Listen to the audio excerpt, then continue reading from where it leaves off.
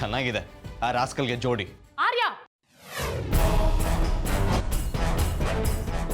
ನೀನ್ ಯಾರು ಆದ್ಯ ಬಗ್ಗೆ ಮಾತಾಡೋದಕ್ಕೆ? ನಿನಗೇನ್ ಹಕ್ಕಿದೆ? ನೀನ್ ಯಾರು? ನಾನು ನಿಮಗೆ ಚಕ್ರಿನ ಇಂಟ್ರೊಡ್ಯೂಸ್ ಮಾಡಿಸ್ತೀನಿ. ಚಕ್ರಿನೂ ಬಂದಿದ್ದಾರೆ. ಚಕ್ರಿ, ಚಕ್ರಿ ಬನ್ನಿ ಬೇಗ.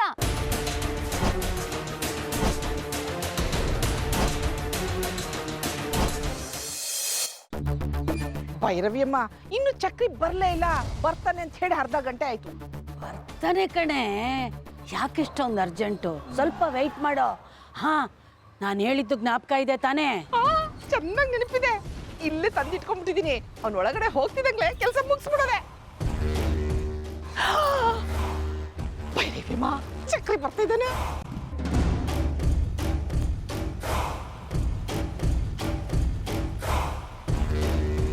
ಓಹೋ, ಏನು ಇಬ್ರು ಯಾರಿಗೋ ವೆಯ್ಟ್ ಮಾಡ್ತಿರೋ ಹಾಗಿದೆ? ನಿನ್ಗೋಸ್ಕರ ಏನಪ್ಪ? ಏನು ಇಬ್ರು ನನ್ಗೋಸ್ಕರ ವೆಯ್ಟ್ ಮಾಡ್ತಿದ್ದೀರಾ? ಯಾಕೋ?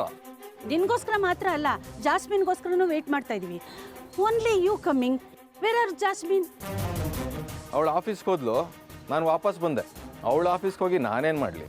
Y are you telling this? ನೀನು ಅವಳ ಜೊತೆಲಿ ನಿಂತ್ಕೊಂಡು ಬಿಸ್ನೆಸ್ ನೋಡ್ಕೋಬೇಕು ತಾನೆ. ಅವಳು ಬಿಸ್ನೆಸ್ಸಲ್ಲಿ ಇನ್ವಾಲ್ವ್ ಆಗಬಾರ್ದು ಅಂತ ಅವಳ ಪಾರ್ಟ್ನರ್ ಹೇಳಿದ. ಅದಕ್ಕಿಂತ ಹೆಚ್ಚಾಗಿ ಅವಳಿಗೆ ಬಿಸ್ನೆಸ್ ಹೇಗೆ ನಡೆಸಬೇಕು ಅಂತ ಚೆನ್ನಾಗಿ ಗೊತ್ತಿದೆ. ನನ್ನ ಅವಶ್ಯಕತೆ ಏನಿಲ್ಲ ಅವಳಿಗೆ.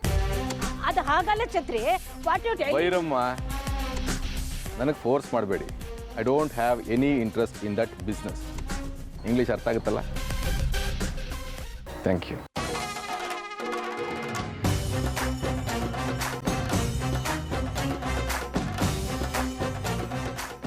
ಭೈರವಿಯಮ್ಮ, ಚಕ್ರಿ ಒಳಗಡೆ ಹೋದ. ಬ್ಯಾಗ್ ತಗೊಂಡ car ಇಟ್ಲಾ?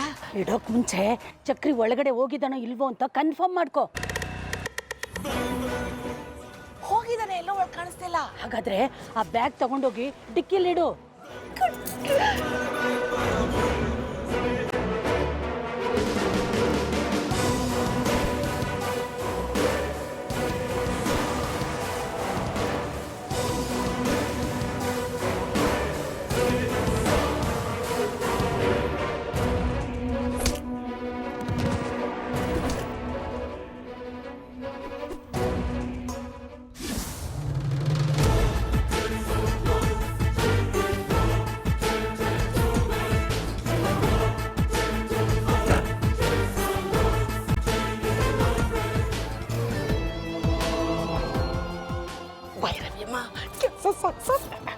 Good working Shakku, good working.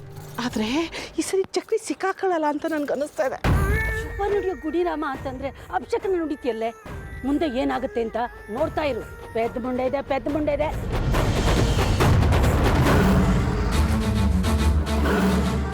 ಅಪ್ಪ ದೇವ್ರೆ, ಈ ಸರಿನಾದ್ರೂ ಈ ಪ್ಲಾನ್ ಸಕ್ಸಸ್ ಆಗ್ಲಪ್ಪ. ಇಲ್ಲ ಅಂದ್ರೆ ಅಷ್ಟೇ ನನ್ನ ಕತೆ ಖತಮು.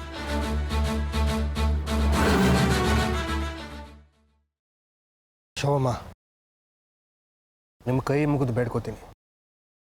ಆರತಿ ಅವ್ರಿಗೆ ಹುಚ್ಚಾಟ ಎಲ್ಲ ಬಿಟ್ಟು ಮೊದಲು ಊಟ ಮಾಡೋದಕ್ಕೆ ಹೇಳಿ. ಅವ್ರು ಈ ರೀತಿ ಉಪವಾಸ ಕೂರೋದ್ರಿಂದ ಯಾವ ಲಾಭನೂ ಇಲ್ಲ. ಯಾರು ಇವ್ರ ಮಾತಿಗೆ ತಲೆನೂ ಕೆಡಿಸ್ಕೊಳ್ಳೋದಿಲ್ಲ. ಇಲ್ಲ ಸೂರ್ಯ ಅವರೇ, ನಾನು ಆರತಿ ಜೊತೆ ಮಾತಾಡೋಕ್ಕಾಗಲ್ಲ. ಅವಳು ಈಗಾಗಲೇ ಸಾಕಷ್ಟು ನೊಂದಿದ್ದಾಳೆ. ಮಾತು ಕೇಳ್ದಿರೋ ಮಕ್ಕಳನ್ನ ಹೆತ್ತಿದ್ದಕ್ಕೆ. ಉಪವಾಸ ಮಾಡೋ ಗತಿ ಬಂದಿದೆ ಅವಳಿಗೆ. ಮಾಡಲಿ ಬಿಡಿ. ತಾಯಿ ಬೇಕು ಅಂದರೆ ಇಬ್ಬರಲ್ಲೊಬ್ರು ತಾಯಿ ಹೇಳ್ದಾಗ ಕೇಳಿ ಅವ್ಳು ಹೇಳ್ದಾಗ ನಡ್ಕೋತಾರೆ. ನೀವು ಅಷ್ಟೇ, ನಿಮ್ಗೇನಾದರೂ ಹೆಂಡತಿ ಬೇಕು ಅಂತ ಅನ್ನಿಸಿದ್ರೆ ಇಬ್ಬರು ಮಕ್ಕಳನ್ನ ಕರೆಸಿ ಅವ್ರ ಜೊತೆ ಮಾತಾಡಿ ಒಂದು ನಿರ್ಧಾರಕ್ಕೆ ಬನ್ನಿ. ಅಂದರೆ ನಾನು ಹೋಗಿ ಆದಿ ಕೈಕಾಲು ಹಿಡ್ಕೊಂಡು ಬೇಡ್ಕೋಬೇಕಾ? ಕೈ ಕಾಲು ಹಿಡಿದು ಬೇಡ್ಕೋಬೇಕು ಅಂತ ನಾನು ಹೇಳ್ತಿಲ್ಲ. ನೀವು ಹಾಗೆ ಮಾಡೋದು ಬೇಕಿಲ್ಲ. ಅಲ್ಲ ಸೂರ್ಯ, ಆರತಿನ ಹೆಂಡತಿ ಅಂತ ಒಪ್ಕೊಂಡು ಅವಳಿಗೊಂದು ಬಾಳ್ ಕೊಟ್ಟಿದ್ದೀರ. ಹಾಗೆ ಆ ದಿನ ನಿಮ್ಮ ಮಗ ಅಂತಾನೆ ಅನ್ಕೊಂಡು ಅವನ್ನ ಆಧರಿಸಿ ಅಪ್ಕೊಂಡು ಸಾಕಿ ಬೆಳೆಸಿದ್ದೀರ. ಈಗ ನೋಡಿದ್ರೆ ಅವು ನನ್ನ ಮಗನೇ ಅಲ್ಲ ಅಂತ ಹೇಳ್ತಿದ್ದಾರೆ. ಇದರಿಂದ ಆರತಿ ಎಷ್ಟು ನೊಂದ್ಕೊಂಡಿದ್ದಾಳೆ ಗೊತ್ತಾ? ಅವರು ಉಪವಾಸ ಮಾಡ್ತಾ ಹೇಗೋ ಈ ಸಮಸ್ಯೆಯಿಂದ ಪಾರಾದ್ರು. ಅವರು ಮಾಡಿದ ತಪ್ಪಿಗೆ ನಾನು ಸಿಕ್ಕಾಕೊಂಡಿದ್ದೀನಿ. ಈ ಮದುವೆ ಸಮಸ್ಯೆ ದಿನದಿಂದ ದಿನಕ್ಕೆ ದೊಡ್ಡದಾಗ್ತಾನೆ ಇದೆ. ಆರತಿಯವ್ರ ಆರೋಗ್ಯಕ್ಕೆಲ್ಲ ತೊಂದರೆ ಆಗುತ್ತೋ ಅಂತ ನನಗೆ ಆತಂಕ ಆಗ್ತಿದೆ. ಪ್ಲೀಸ್ ಶೋಭಮ್ಮ, ನೀವೇ ಅವ್ರ ಹತ್ರ ಮಾತಾಡಿ ಅವ್ರ ಮನಸ್ಸನ್ನು ಬದಲಾಯಿಸಿ. ದಯವಿಟ್ಟು ಉಪವಾಸನ ನಿಲ್ಲಿಸೋದಕ್ಕೆ ಹೇಳಿ. ತುಂಬ ಚೆನ್ನಾಗಿದೆ ಸೂರ್ಯ ನೀವು ಹೇಳ್ತಾ ಇರೋದು. ನೀವೇ ಅವಳ ಮನಸ್ಸನ್ನು ನೋಯಿಸಿ ಈಗ ನನಗೆ ಹೇಳ್ತಾ ಇದ್ದೀರಾ ಅವಳ ಮನಸ್ಸನ್ನು ಬದಲಾಯಿಸಿ ಅಂತ. ನೀವು ಗಂಡ ಮಕ್ಕಳು ಸೇರಿಕೊಂಡು ಅವಳು ಮಾತು ಕೇಳದೆ ಇರೋದಕ್ಕೆ ಅವಳು ಉಪವಾಸ ಕೂತಿರೋದು. ಆರ್ತಿ ನಿಮ್ಮ ಹತ್ರ ಬಂದು ತನ್ನ ಸಮಸ್ಯೆಗೆ ಪರಿಹಾರ ಕೊಡಿ ಅಂತ ಕೇಳಿದಾಗ ಇಲ್ಲದೆ ಇರೋ ಭಯ ಆತಂಕ ಈಗ ಯಾಕೆ ಬಂತು ನಿಮಗೆ? ಅದಕ್ಕೆ ತನ್ನ ಸಮಸ್ಯೆನ ತಾನೇ ಪರಿಹರಿಸ್ಕೊಳ್ಳೋಕೆ ಅವಳೊಂದು ದಾರಿ ಕಂಡುಹಿಡ್ದಿದ್ದಾಳೆ. ಸಮಸ್ಯೆ ಬಗೆಹರಿದ್ರೆ ಉಳ್ಕೋತಾಳೆ, ಇಲ್ಲ ಅಂದ್ರೆ ಸಾಯ್ತಾಳೆ. ಅವಳು ಸತ್ರೆ ನಿಮ್ಗೆ ನಷ್ಟ ಇಲ್ಲಲ್ಲ. ಶೋಭಮ್ಮ ಏನು ಮಾತು ಅಂತ ಆಡ್ತಿದ್ದೀರಾ? ಹೌದು ಸೂರ್ಯ, ನಾನು ಸತ್ಯನೇ ಹೇಳ್ತಾ ಇದ್ದೀನಿ. ಆರ್ತಿ ಸಮಸ್ಯೆನ ನಿಮ್ಮ ಸಮಸ್ಯೆ ಅಂತ ನೀವು ಅನ್ಕೊಂಡಿದ್ರೆ ಅವಳು ಇವತ್ತು ಇಷ್ಟೊಂದು ನೋವು ಅನುಭವಿಸ್ಬೇಕಾಗಿರ್ಲಿಲ್ಲ. ದುಡುಕಿ ತಂದೆಗೆ 4 ಮಾತಂದ ಅಂತ ಮಗನ ಮನೆಯಿಂದ ಆಚೆ ಕಳಿಸಿದ್ಲು ಅವಳು. ಯಾಕೆ ಗೊತ್ತಾ? ನಿಮ್ಮೇಲಿರೋ ಪ್ರೀತಿಯಿಂದ. ಇವತ್ತು ಅದೇ ಮಗ ಮನೆಗೆ ಬರಲಿ ಅಂತ ಕಾತರದಿಂದ ಕಾಯ್ತಾ ಇದ್ದಾಳೆ. ಯಾಕೆ ಹೇಳಿ? ಮಗನ ಮೇಲಿನ ಮಮತೆಯಿಂದ.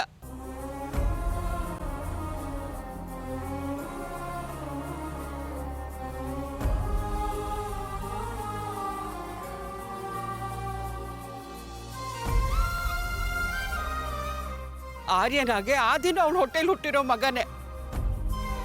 ಅವಳಿಗೆ ಅವರಿಬ್ರು ಒಂದೇ. ನಿಮಗೆ ಆರ್ಯ ಬೇರೆ ಆದಿ ಬೇರೆ ಅನ್ನೋ ಭಾವನೆ ಅವಳಿಗೆ ಯಾವತ್ತೂ ಬರಲ್ಲ.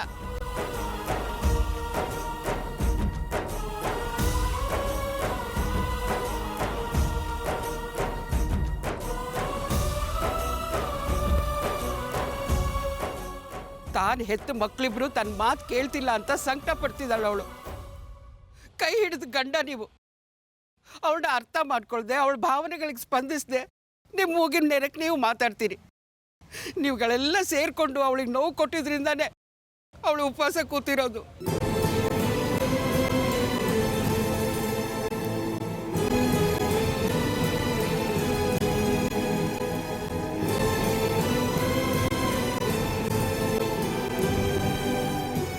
ಆದಿ ಮೇಲಿನ ದ್ವೇಷಕ್ಕೆ ಆರ್ತಿ ಮೇಲೆ ಅನುಮಾನ ಪಟ್ಟು ಅವಳ ನಿರ್ಧಾರಗಳನ್ನ ನಿರ್ಲಕ್ಷ್ಯ ಮಾಡಿದ್ರಿ ನೀವು.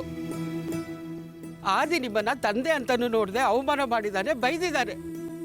ಅವ್ನು ಮಾಡಿದ ಸರಿಯಲ್ಲ, ಅವ್ನು ಮಾಡಿದ ತಪ್ಪು, ಅದು ನನಗೂ ಗೊತ್ತಿದೆ. ಆದರೆ ತಂದೆ ಅದು ನೀವು ಅವ್ರಿಗೆ 4 ಏಟು ಹಾಕಿ ತಿದ್ದಿ ಬುದ್ಧಿ ಹೇಳ್ಬೋದಿತ್ತು. ಆರ್ತಿ ಏನಾದರೂ ಬೇಡ ಅಂತ ಹೇಳ್ತಿದ್ಲ? ಇಲ್ಲ. ಆದರೆ ನೀವು ಹಾಗೆ ಮಾಡಿಲ್ಲ. ಅವ್ರು ನಿಮ್ಮ ಮಗನೇ ಅಲ್ಲ ಅನ್ನೋ ಹಾಗೆ ನಡ್ಕೊಂಡ್ರಿ. ನಿಮ್ಮನ್ನ ಕೈ ಮುಗ್ದು ಕೇಳ್ಕೊತೀನಿ ಸೂರ್ಯ,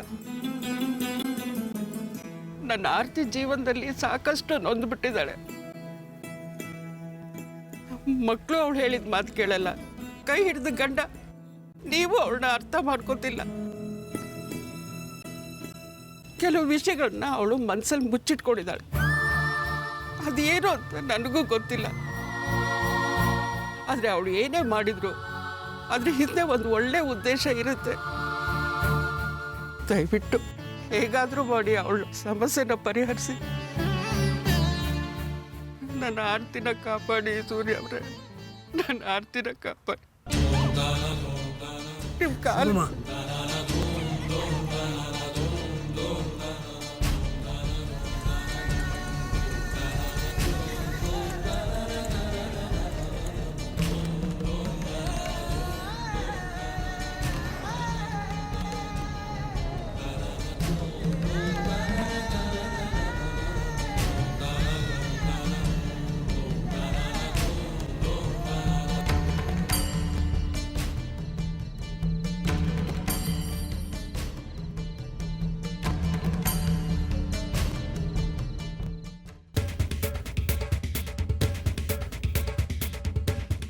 ಸರ್, ಇವನೇ ಸರ್ ನಮ್ಮ ಕಾರಲ್ಲಿ ಇದ್ದಿದ್ದು ಸೂಟ್ ಕೇಸ್ ತಗೊಂಡು ಹೋಗಿದ್ದು. ಮೇಡಮ್, ಹಾಗೆಲ್ಲ ಕೈ ಮಾಡಬೇಡಿ.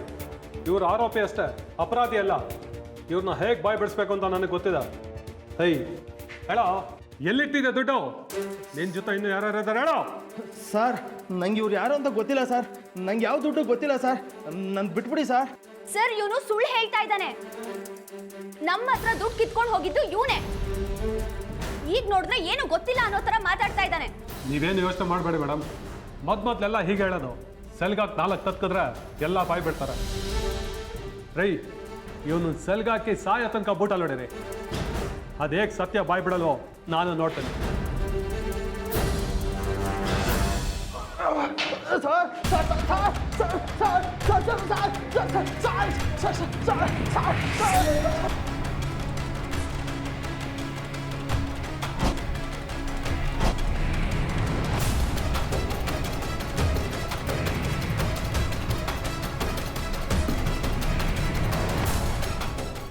ಸರ್, ನೀವು ಯಾರೇ ತಪ್ಪು ಮಾಡಿದ್ರು ಇದೇ ತರ ಹೊಡಿತೀರಾ? ಹೌದು, ಇಷ್ಟಕ್ಕೂ ಬಗ್ದೆ ಸತ್ಯ ಬಾಯ್ ಬಿಡಲಿಲ್ಲ ಅಂದ್ರೆ ಇದಕ್ಕಿಂತ ಘೋರವಾಗಿರೋ ಶಿಕ್ಷೆ ಕೊಡ್ತೀವಿ.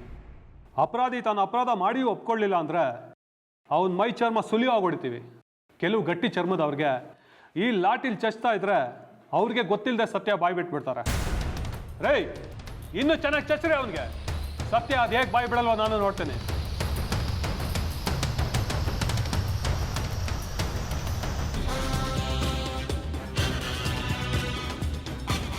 ಸರ್, ನನ್ನ ತಪ್ಪಲ್ಲ ಒಪ್ಕೋತೀನಿ ಅಂತ ಹೇಳ್ತಾ ಇದ್ದಾನೆ ಸರ್. ಏನಾ ಈಗಲಾದ್ರೂ ಒಪ್ಕೋತೀಯೋ ಇನ್ನೂ ಬೇಕೋ? ಒಪ್ಕೊಂತೀನಿ ಸರ್, ಸತ್ಯ ಎಲ್ಲ ಹೇಳ್ಬಿಡ್ತೀನಿ ಸರ್. ಇಷ್ಟೆಲ್ಲ ಆದ್ಮೇಲೆ ಒಪ್ಕೊಳ್ತಾ ಇದೆಯಾ? ಬಿಸಿಗೆ ಬೆಣ್ಣೆ ಕರ್ಗುತ್ತೆ ಅನ್ನೋ ಹಾಗೆ ಇಷ್ಟೆಲ್ಲ ಆಗ್ಬೇಕಾಗಿತ್ತಾ ನಿನಗೆ? ಹೇಳೋ, ಅವ್ರ ದುಡ್ಡೆಲ್ಲ ಇಟ್ಟಿದ್ಯಾ ಹೇಳೋ. ಸರ್, ನಮ್ಮ ತಾಯಿ ಸ್ವತ್ತುಗಳು ಅವ್ರ ದುಡ್ಡು ಎಲ್ಲ ಐತೆ ಅಂತ ಗೊತ್ತಿಲ್ಲ ಸರ್. ಯಾರೋ ಫೋನ್ ಮಾಡಿ ಗಾಡಿನ ಅಟ್ಯಾಕ್ ಮಾಡಿ ಸೂಟ್ ಕೇಸ್ ಕಿತ್ಕೊಂಬಂದು ಕೊಡು ಅಂತ ಹೇಳಿದ್ರು ಸರ್. ಅದಕ್ಕೆ ಈ ರೀತಿ ಮಾಡಿದ್ರು ಸರ್. ಆದರೆ ಕೊನೆಗೆ ಸೂಟ್ ಕೇಸ್ ನಮ್ಮಿಂದ ಇವ್ರ ಕಡೆ ಸರ್ ಇಸ್ಕೊಂಡು ಹೋಗಿದ್ದು. ಹೇಯ್, ಮತ್ತೆ ಸುಳ್ಳು ಬಗ್ಲತಾ ಇದೆಯಾ? ಹೇಳೋ, ಆ ಸೂಟ್ ಕೇಸಲ್ಲಿ ಇದ್ದಿದ್ದೆಲ್ಲ ಎತ್ಕೊಂಡು ಪೇಪರ್ ತುಂಬಿದ್ದು ನೀನು ತಾನೇ? ದೇವ್ರಣೆ, ನಮ್ಮ ತಾಯಿ ಸತ್ವಗಳು ಗೊತ್ತಿಲ್ಲ ಸರ್. ಫೋನ್ ಮಾಡಿ ಇರುತ್ತಾ ಮಾಡು ಅಂತ ಹೇಳಿದ್ರು ಸರ್. ಅದಕ್ಕೆ ಈ ರೀತಿ ಮಾಡಿದ್ರು ಸರ್. ಯಾರು ಹೇಳಿದ್ದು? ಏನು ಅವ್ರ ಹೆಸರು? ಸರ್, ಆದರೆ ಅವರು ಹೆಸರು ಹೇಳ್ಬೇಡ ಅಂತ ಹೇಳಿದ್ರೆ ಸರ್. ಏಯ್, ನನ್ನ ಹತ್ರನೇ ಡೌ ಕಟ್ತಾ ಇದೆಯಾ? ಹೇಳೋ, ಯಾರು ಅವ್ರ ಹೆಸರು? ಹೇಳೋ. ಸರ್, ಹೇಳ್ತೀನಿ ಸರ್. ಅವ್ರ ಹೆಸರು ಚಕ್ರಿ ಅಂತ ಸರ್.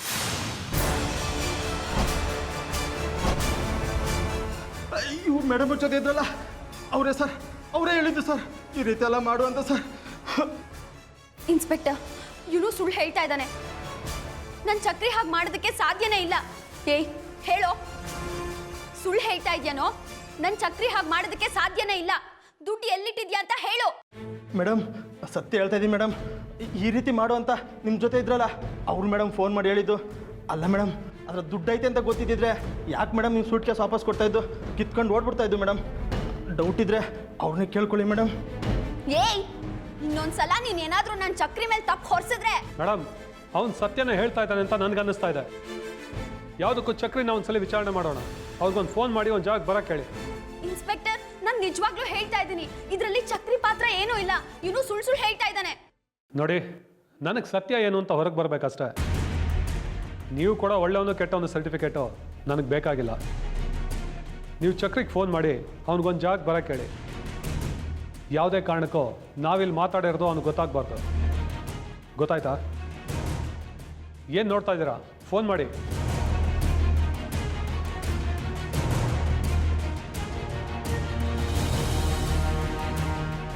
ನಗನಗ್ತಾ ಮಾತಾಡಿ.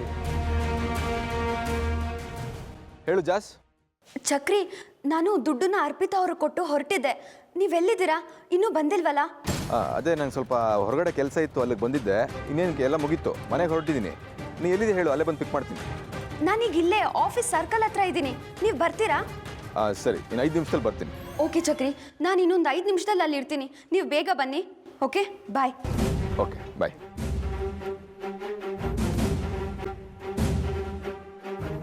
ನೋಡಿ, ಅವ್ನು ರೀಚ್ ಆಗೋಷ್ಟರಲ್ಲಿ ನಾವು ರೀಚ್ ಆಗಬೇಕು. ನೀವು ಬೇಗ ಹೊರಡಿ. ರೈ, ಒಳ್ಳೆ ತಾಳು ಬಂದರೆ ಬೇಗ.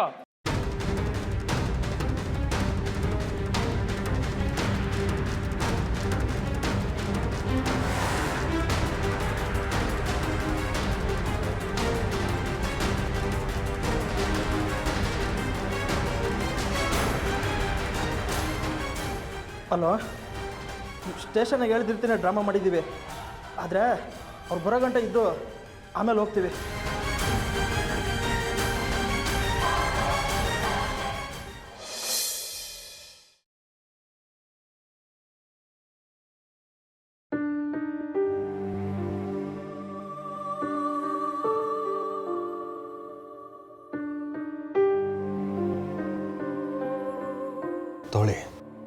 ಊಟ ಮಾಡಿ.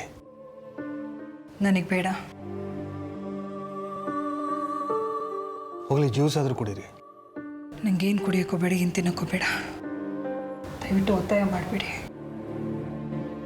ಈಗ ಅನ್ನ ನೀರು ಬಿಟ್ಟು ಕೂತ್ಕೊಂಡ್ರೆ ಹೇಗೆ ಆರ್ತಿವ್ರೆ? ನಿಮ್ಮ ಆರೋಗ್ಯ ಸ್ಥಿತಿ ಏನಾಗ್ಬೇಕು ಹೇಳಿ? ಪ್ಲೀಸ್ ನನ್ನ ಒಬ್ಬಳೇ ಇರೋದಕ್ಕೆ ಬಿಡಿ. ಮೊದಲು ನನಗೆ ಮದುವೆ ವಿಷಯದಲ್ಲಿ ಕ್ಲಾರಿಟಿ ಸಿಗಬೇಕು. ಅಲ್ಲಿವರೆಗೆ ನಾನೇನು ಮುಟ್ಟಲ್ಲ. ನಿಮ್ಗೆ ಯಾಕೆ ಅರ್ಥ ಆಗ್ತಿಲ್ಲ? ದಯವಿಟ್ಟು ನಾನು ಒಂಟಿಯಾಗಿರೋದಕ್ಕೆ ಬಿಟ್ಬಿಡಿ ಸೂರ್ಯ ಅವರೇ. ಆರ್ತಿವ್ರೆ ಪ್ಲೀಸ್ ಸೂರ್ಯ ಅವರೇ.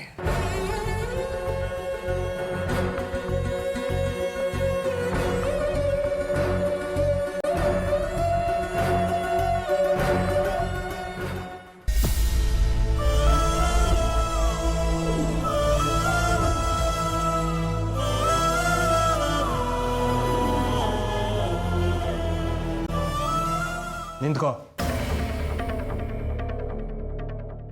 ನೀನು ಆರ್ತಿ ಅವ್ರ ರೂಮಿಗೆ ಹೋಗೋಗಿಲ್ಲ. ಈ ಮನೇಲಿ ನಡೀತಿರೋದಕ್ಕೆಲ್ಲ ನೀನೇ ಕಾರಣ. ನಾನೇನು ಮಾಡಿದೆ ಅಂಕಲ್? ನನ್ನನ್ನು ಯಾಕೆ ಬೈತಾ ಇದ್ದೀರಾ? ಆರ್ತಿ ಅವರು ಅನ್ನ ನೀರು ಬಿಟ್ಟು ಕೂತಿರೋದಕ್ಕೆ ಕಾರಣ ನೀನು ಆದಿ. ಅವ್ರಿಗೇನಾದರೂ ಹೆಚ್ಚು ಕಡಿಮೆ ಆದರೆ ನಾನು ಸುಮ್ಮನೆ ಇರಲ್ಲ. ಚೆನ್ನಾಗಿದೆ ಅಂಕಲ್ ನೀವು ಹೇಳ್ತಾ ಇರೋದು. ಅಲ್ಲ, ನಿಮ್ಮ ಹೊಣೆಯಿಂದ ನೀವು ಜಾರ್ಕೊಳ್ಳೋದಕ್ಕೋಸ್ಕರ ನನ್ನ ಮೇಲೆ ಯಾಕೆ ಆರೋಪ ಮಾಡ್ತಾ ಇದ್ದೀರಾ? ಇಷ್ಟಕ್ಕೂ ನಾನು ಏನು ಮಾಡಿದ್ದೀನಿ ಅಂತ ಒಂದು ಹೇಳ್ತೀನಿ, ಅರ್ಥ ಮಾಡ್ಕೊಳ್ಳಿ. ನಾನೇನು ಈ ಮನೆಗೆ ಬಯಸಿ ಮದುವೆ ಆಗಬೇಕು ಅಂತ ಬಂದಿಲ್ಲ. ನಿಮ್ಮ ಹೆಂಡತಿ ಅಂದರೆ ಆರ್ತಿ ಅವರೇ ನನ್ನನ್ನು ಇಲ್ಲಿ ಕರ್ಕೊಂಡು ಬಂದಿದ್ದು.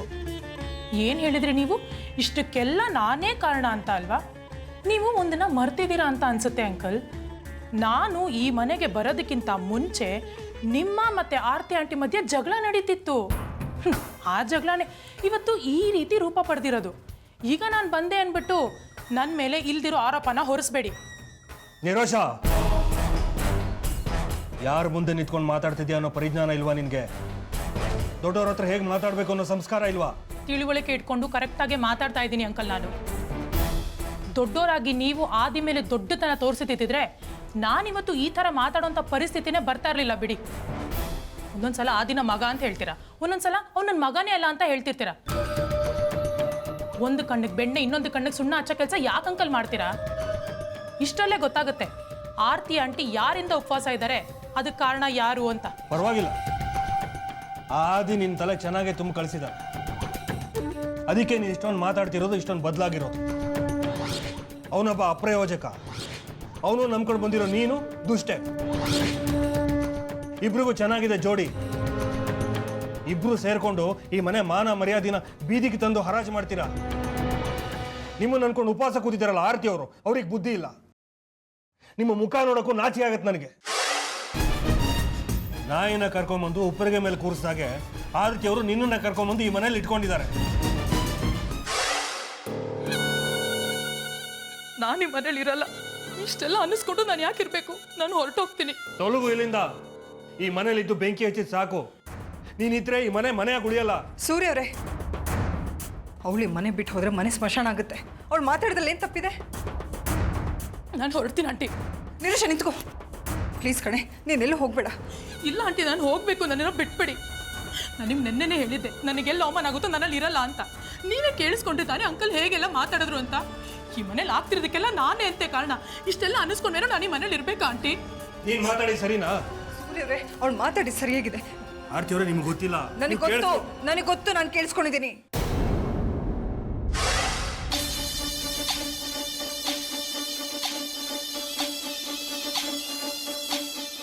ಈ ಮನೆ ನಡೀತಾ ಇರೋ ಘಟನೆಗಳಿಗೆ ಇವಳು ಕಾರಣ ಅಲ್ಲ.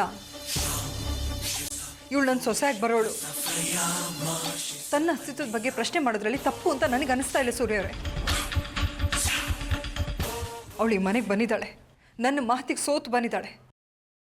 ಅವಳನ್ನ ಗೌರವದಿಂದ ನೋಡ್ಕೊಳ್ಳೋ ಜವಾಬ್ದಾರಿ ನಂದು. ಅದು ನನ್ನ ಕರ್ತವ್ಯ. ದಯವಿಟ್ಟು ಇನ್ಮೇಲೆ ಅವಳ ಮೇಲೆ ಆಪಾದನೆ ಮಾಡಬೇಡಿ ಪ್ಲೀಸ್.